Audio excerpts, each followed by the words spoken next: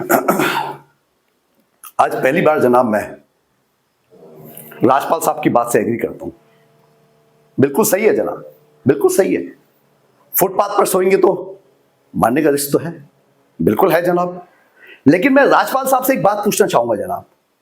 In fact इस court पे जितने भी लोग यहां बैठे उन सबसे पूछना चाहूंगा, आपसे पूछना चाहूंगा जनाब कि ये जो लोग फुटपाथ पर सोते हैं कौन है ये लोग, कहां से आते हैं? इनके पास ना रहने को घर है, ना रोजगार है, ना ही पैसे हैं, फिर क्यों चले आते हैं जनाब ये हमारे खूबसूरत शहरों की खूबसूरती पर बट्टा लगाने? क्यों जनाब, क्यों?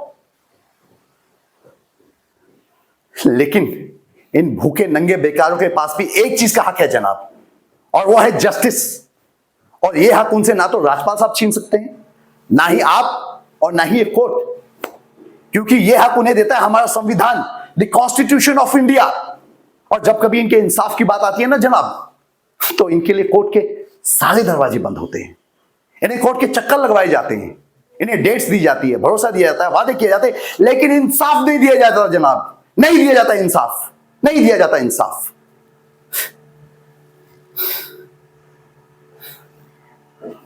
शराब और दौलत के नशे में 120 की स्पीड पर गाड़ी चलाता हुआ ये यंग और इनोसेंट राहुल दीवान, जिसने 5 लोगों की जान ले ली जनाब। और राजपाल साहब कह रहे हैं इज इट अ जोक? नहीं जनाब, जोक क्या है मैं बताता हूं आपको। पिछले 8 महीनों में राजपाल साहब ने लैंड क्रूजर को ट्रक बना दिया। 6 महीने और ये केस चलेगा जनाब, वो ये साबित कर देंगे कि वो ट्रक नहीं बल्कि रेलगाड़ी थी। 1 साल और ये केस चलने दीजिए जनाब, मैं दावे के साथ कह सकता हूं राजपाल साहब ये साबित कर देंगे कि ये आदमी रमाकांत मिश्रा नहीं बल्कि शाहरुख खान है, और लैक ऑफ एविडेंस के बिना पे आपको ये बात माननी पड़ेगी। दैट इज द जोक जनाब, ये है जोक, ये है जोक जनाब। फुटपाथ सोने के लिए नहीं होता, यही कहा था ना राजपाल साहब आपने। फुटपाथ गाड़ी चलाने के लिए भी नहीं होता जनाब।